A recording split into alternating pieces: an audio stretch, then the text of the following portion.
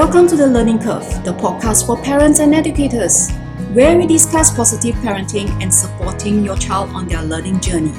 As parents, we all want to provide the best possible environment for our children to learn and grow. But with so much information out there, it can be overwhelming to know where to start. In this podcast, we will explore practical tips and strategies for promoting positive parenting practices that can help your child thrive. From building strong relationships to fostering independence, we will cover a range of topics that will help you support your child's learning journey and promote their overall well-being. Join us each week as we interview experts in the field, share real-life stories from parents just like you, and provide actionable advice to help you navigate the challenges of parenting in today's world. Whether you are a new parent or have been parenting for years, we believe that every parent can benefit from a little extra support and encouragement along the way. So let's get started on this journey of positive parenting and supporting our children's learning together. Hi, today we have a special guest and her name is Carinne Mossa. Who is she? Well, she is a renowned special needs parent coach and the founder of It Takes a Village Special Needs Parent Coaching LLC.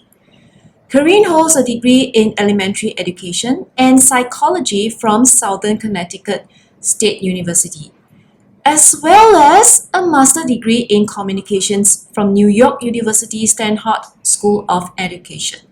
During her tenure at Hill Central Music Academy in New Haven, Connecticut, Carinne was awarded the prestigious title of Teacher of the Year, a testament to her dedication to her profession. Carinne is also a wife and a mother of 2 children, one of whom has a rare seizure disorder called Dravet syndrome, as well as global developmental delay and Autism Spectrum Disorder. Her personal experiences raising a child with special needs led her to start It Takes a Village Special Needs Parent Coaching in 2023. Service is to aim at helping parents navigate often challenging journey of special needs parenting. Her coaching services have been highly praised by parents who appreciate her compassionate and practical approach to special needs parenting. Now let's dive further in to get to know more about Carinne. So today I have a special guest and her name is Carinne Mossa. So she is a renowned special needs parent coach for parents who have special needs children. And she is the founder of It Takes a Village for Special Needs Parenting Coach LLC. And she holds a degree in elementary education from Southern Connecticut. Yep, Southern Connecticut State University. And as well as a master's degree in communications from New York. For the rest of the introduction, I will appreciate if Carinne can introduce herself. I believe you have more content and details compared to how I read it out or just say it out like that. Yeah. Absolutely. It's my pleasure. Well, thank you so much for having me today. I'm honored to be here. Again, my name is Carinne Mossa, and I am the founder of It Takes a Village Special Needs Parent Coaching. So I'm based here in North Carolina in the United States on the East Coast and working as a special needs parent coach and also a special education or IEP advocate, it's sometimes called. So working in that field right now, married to my husband, Frank. I have 2 kids. Nico is 11 and my daughter, Nora, is 9. So that's my number one job and my inspiration for everything that I'm doing. But yeah, that's it. Like you said, I have a background in elementary education and a degree in psychology as well from Southern Connecticut State University, master's in communications from New York University. I was also certified as a reading specialist before my life kind of took a turn when I had my son. And I'm also an active member of COPA, which is the Council of Parent Attorneys and Advocates. Nice. I was like, wow, because I get to know you for who you are. So I didn't really remember like all the university. I'm really, really glad that we are connected and get to know you as well. And knowing you that you help all the special need parents. I believe like having a special need child is not easy. And of course, no matter who they are, our children always takes a village to raise. Yeah. Can you tell us about your background, like an experience in working with special needs parents and families? Yeah, I'm happy to. Absolutely. So as I mentioned, I was an elementary school teacher for 10 years. I worked in both the inner city in New Haven, Connecticut, and then also in a suburban environment in Weston, Connecticut, teaching everywhere from third grade up to sixth grade. And throughout that time, I had the experience of working in what was called a collaborative classroom. So I was a regular education, or sometimes it's called general education teacher, and I was paired with a special education teacher. And so I had students in my room that had special needs and individual education plans. So during that time, even though I'm not certified in special education, I'm certified in general elementary education, but I really got to work very closely with both that teacher, the students, and the parents of those students in my class to kind of help them navigate education when you have some sort of a need. So that was, an amazing experience. And little did I know at the time it would really come to serve me when I became a mother myself. So it's, it's funny how things work out like that. But that background has served me over and over and over again. And so that's what I was doing prior to having children. I see. Wow. It must be a lot for you, like handling like special needs children when it's your first time, not knowing what to do as well. Oh, absolutely. So when I was teaching still when I had my son. It was a normal pregnancy, normal at birth, everything was fine. And then suddenly, when he was 4.5 months old, I had just returned to work from my maternity leave. And when he was 4.5 months old, one day he had a seizure that lasted for 45 minutes. I didn't know that was abnormal at the time. I knew nothing about seizures or epilepsy. I didn't know that they're supposed to be quick. And so that was kind of tipping point for us, where I finished out that school year, but I couldn't return because it was my first baby. Clearly there was something going on. We were constantly in the hospital, seeing every specialist. I tried to bring him to everyone because he does have a rare condition. It's called Dravet syndrome. And it actually didn't even receive its official name until a couple of years before he was born. It was a very kind of dark time of not a lot of information. The neurologists, and we went to the best at NYU and Montefiore and Boston Children's Hospital of Philadelphia. I mean, I took them everywhere up and down the East Coast. And the answer that a lot of the neurologists gave us was that the brain is just very complicated. And unfortunately, they didn't know really what to tell us. And that was really hard because I love a rule book and I love, a playbook of just tell me what to do and I'll do it. And there was nothing. So it was really a kind of what they call a dark night of the soul, where we really had to just put one foot in front of the other. And thankfully, I had this background in child development and elementary education in working with parents even though I didn't at the time, working with parents whose children did have special needs, I had some insight into this world that really came to serve me very well. And so the hard thing with his condition, and what's been the biggest challenge for us, is that it includes not only the seizures, but developmental delay. There's behavior challenges. And in 2021, he was also diagnosed with autism, which tends to go hand in hand with his particular syndrome, with Dravet syndrome. And so, it's a spectrum. And so he could progress one way or he could go another way. And again, it's just, there's not a lot of information. There's not that playbook that as a teacher, I really wanted to follow. So, going through this journey over the last 11 years now, I've picked up a lot along the way, and I just had a calling to share it. I know that people need help. And so that's what I'm trying to do. Wow. I believe it's like a huge roller coaster ride for you as well. And being a first time mom, not knowing what to do and what kind of thing that we need to look out for. And like what you said, teachers, we always like to have like a curriculum, a lesson plan, something to follow. Exactly. But parenting, there's no curriculum and no lesson plan that we can follow. And what happens to our child and how we parent, it's totally like, we just have to figure it out a lot of time. Yeah, absolutely. And that's the hardest part, is the winging it, it's hard enough to wing it when your child is healthy, but when your child is not healthy, winging it is very scary. And it's one of the hardest things. And one thing that I really try to focus on with my clients is creating that plan and having a rule book of sorts of resources of where you can go to get support, because it's not easy to find. That's the hardest thing, is that, there is some support out there, but it takes a lot of homework to get that all together. It's a full-time job just managing, finding the support and finding the doctors and making the appointments. It's, so moms need an assistant, even the dad helps for sure. But I mean, it's a full-time undertaking. Yeah, Sure. yeah, definitely. And even for normal kids, we are really like pulling our hair out when we are parenting them. So I can't imagine like having a special need child. What other, more emotional feelings and rights that you need to take on. Now that you are helping other parents because of what you have experienced through, and you're trying to help other parents as well. So what are the common challenges that most of the parents of special needs children will face? Yeah, I feel like there's a few that stand out. There's a few things that I see the most. One is overwhelm. They're just overwhelmed with life.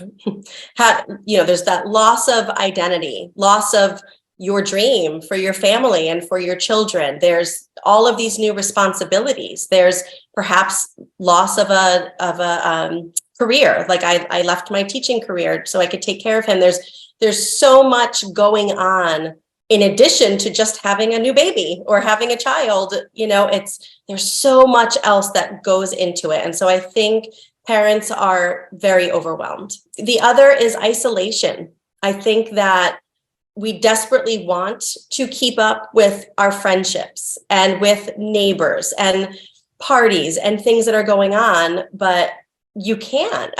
Especially depending on what your child's disability is.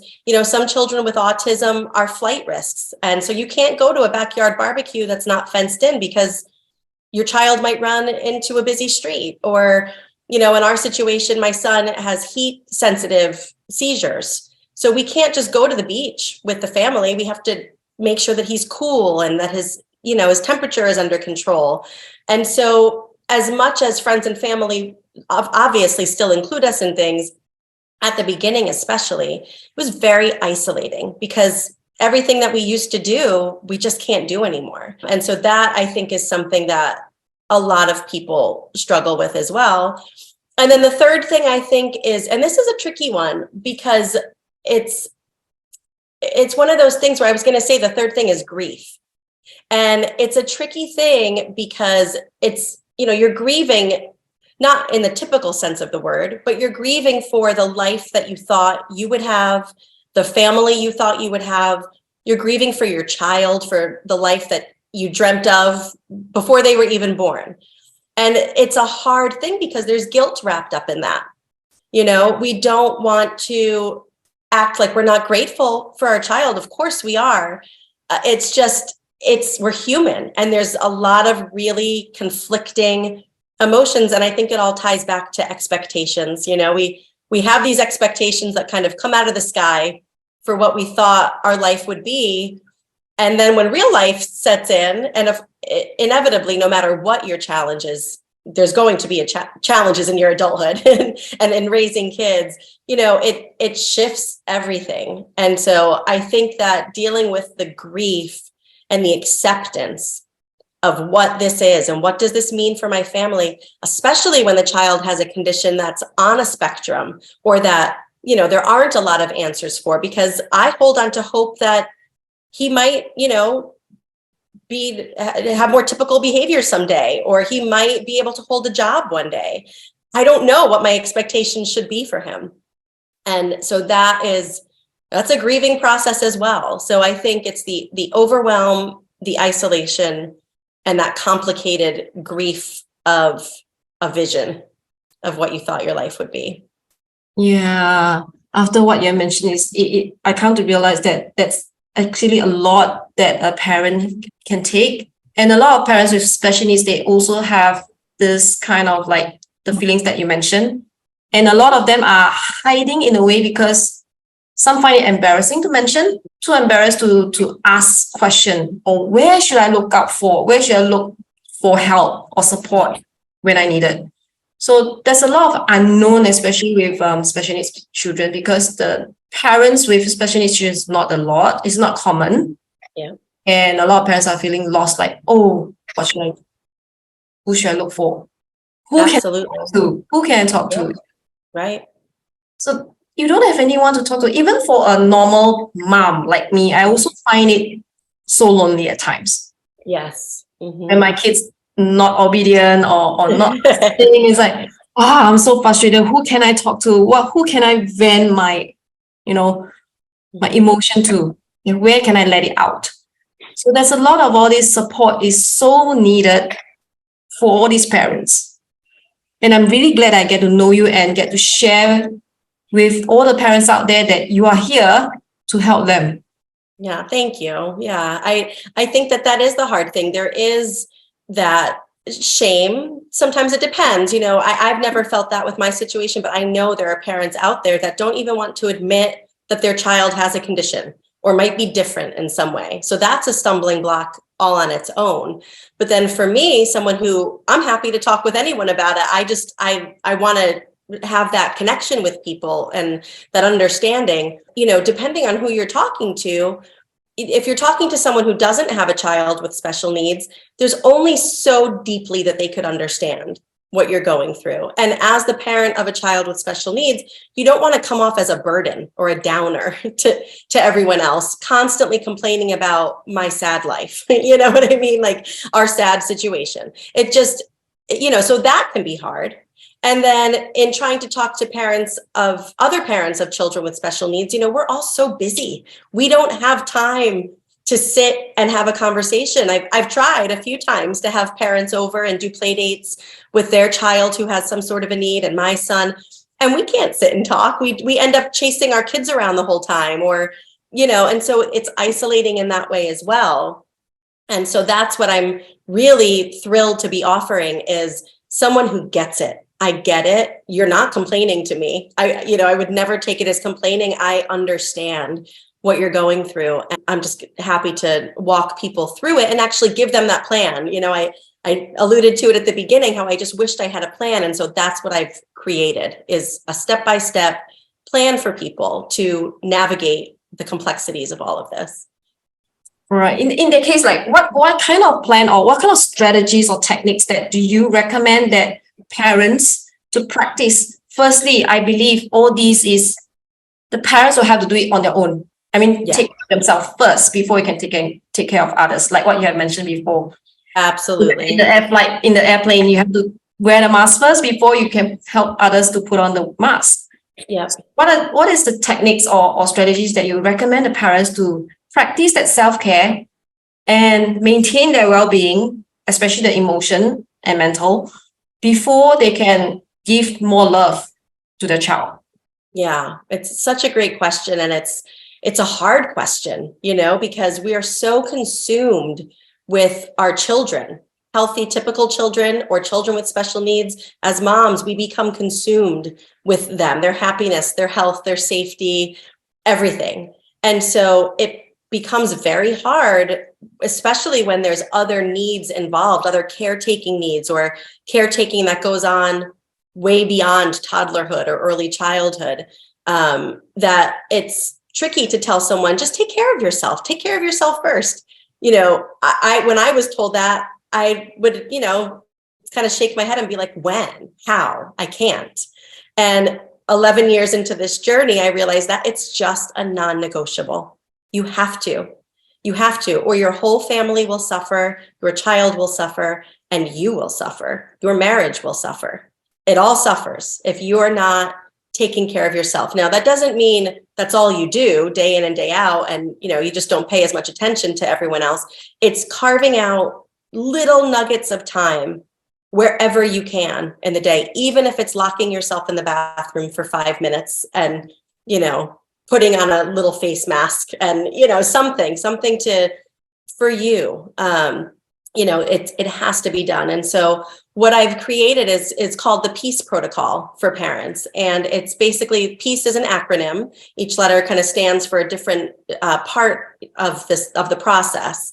And my coaching program is a 3-month coaching program because I think it takes at least that long to be working with someone and to kind of wrap your head around what it even is you need. We are so overwhelmed that if you ask us, what do you need?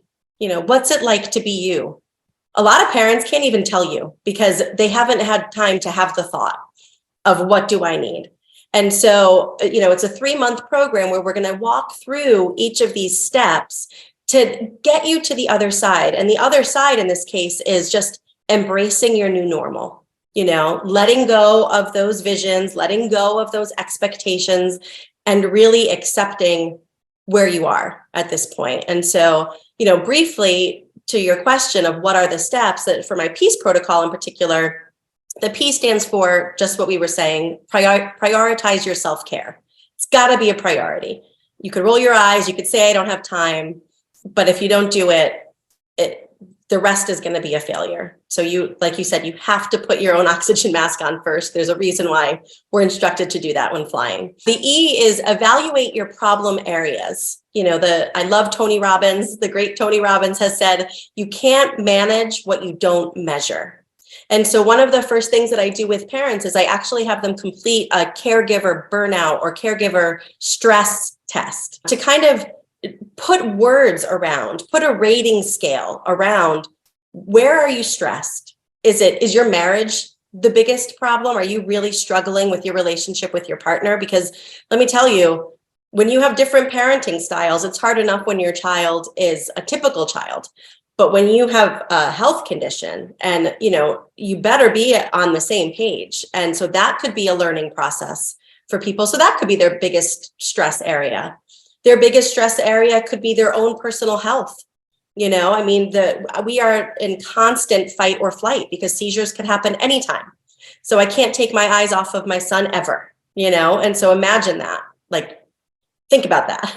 He's 11 and I cannot be at home and not have eyes on him. So my health, is something that I have to really take care of. And so that's a stressful area for me because I need to make sure I'm making that time so that I'm here for him. Sometimes it could be school and they're really stressed about their child's education. It could be lack of access to medical care. They don't know where to turn. And so it really just kind of depends on the individual situation. And we have to put words on that. We have to be able to get the parent to articulate what is the biggest problem, because they're all problems for all of us. But when you prioritize them, you can start to kind of address them and tackle them. So that's E. A is advocate for your child, because inevitably you're going to need to advocate for something for your child, whether it's for them to find a friend group or to receive, appropriate services in school or, whatever it might be. You have to learn how to advocate for your child. And that's, again, where my teaching background really comes in handy, because I know how to do that from the other side of the IEP table. I sat there for many years as a teacher, and now I'm sitting there as a parent. And so with that perspective, I can assist you with advocating for what your child needs.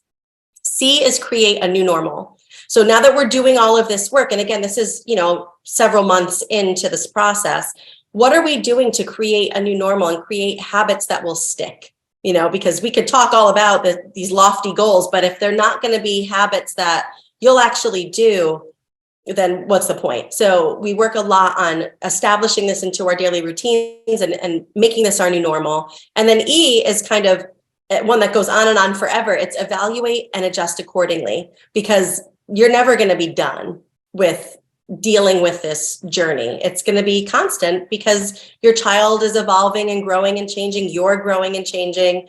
Your family's growing and changing. And so you're always going to need to go back. But the good thing is now you have these tools in your pocket. My goal is for people to work with me once and never again. I want to teach them the skills in those 3 months, and then they know how to go ahead and evaluate and adjust when they need to in the future. Nice. And it's great that your program, the tools actually help. Not only trying to solve the problem, but also helping them to validate themselves and their feelings, and also to let them know that this is an ongoing thing. It doesn't mean, all right, is there a period or a full stop? All right, if it doesn't, oh, what should I do? That you feel lost. Actually, as a parent, no matter it's special needs or not, it's like a lifelong project taking care of it is. That's a great word. Yes, it's a great word. We get our grade at the end. Yeah. We're an adult. Yeah. Yeah, it's never ending, no matter whether you have a special needs child or not. It's just that, yeah, we need to know our feelings, we need to take care of ourselves so that we can continue this journey together with our children. Yes. And also, if you have other typical developing children as well, I mean, that's a whole other piece of this is my daughter. You know, she's a typically developing child, 9 years old. She wants to go out and go to barbecues and go do things, go play, you know, with the other neighborhood kids. And it's always, her brother is always a concern for her. And so that's a whole other topic of how do we now parent our typical children in light of this other situation that's going on. And so it's very complicated. It is. It's not easy. Being a parent is never easy, and there's no answer sheet to it. Yeah. And there's no lesson plan how to guide us along, how to teach our children as well. And we have to customize and cater to each and every child, because each and every one of them is unique. That's right. Yep. And every family is unique, you know, not something that works for one family is not necessarily going to work for another. The dynamics play a huge role in all of this. Agree. For example, we have helped a lot of parents and families. Like, what are the success stories or examples that you can share that has a very huge or have some positive impact on all these families?